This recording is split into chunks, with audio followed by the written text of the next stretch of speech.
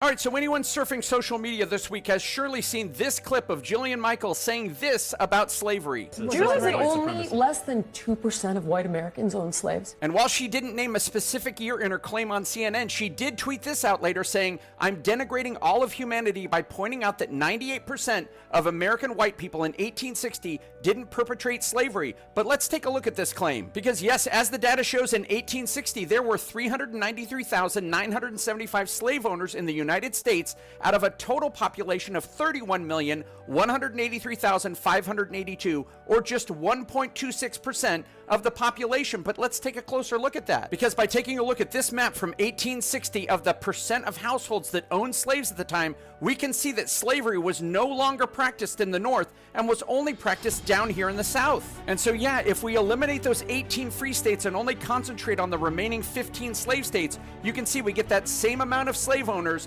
that now have a population of just 12 million. That's almost 19 million off of the original number, which gets us to 3.22% of the population owning slaves. And so yeah, if we eliminate those 18 free states and only concentrate on the remaining 15 slave states, you can see we get that same amount of slave owners that now have a population of just 12 million. That's almost 19 million off of the original number, which gets us to 3.22% of the population owning slaves. But here's another problem. If we just look at the US slave states in 1860, we can see that in the slave column here, we have almost 4 million slaves, and because they can't own themselves, we gotta minus them out too. And so if we remove them, we get 8.2 million with the same amount of slave owners, and now that number jumps up to 4.75% of the free population of these 15 states. But if we focus on just those 11 states that decided to secede from the United States in order to protect slavery, that percentage gets even bigger. So if we add up just the Confederate states, we get 316,632 slave owners and 5,582,222 people,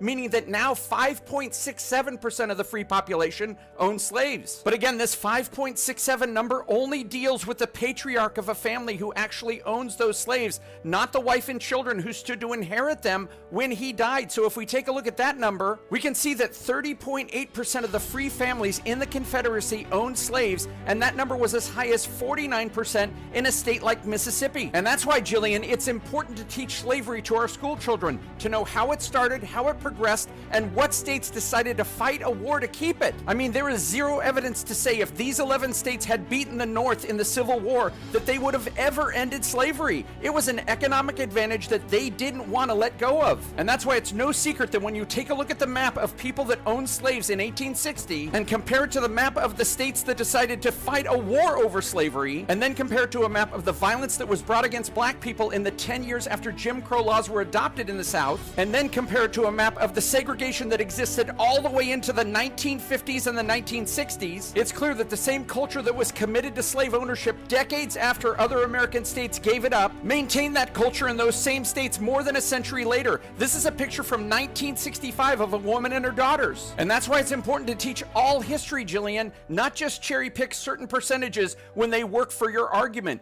We need to teach kids everything and let them figure it out for themselves.